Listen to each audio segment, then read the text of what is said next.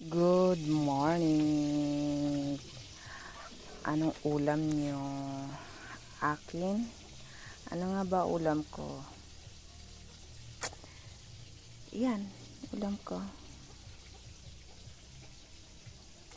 Pero pang mamayang hapon ko yan prito. Ito ang masarap.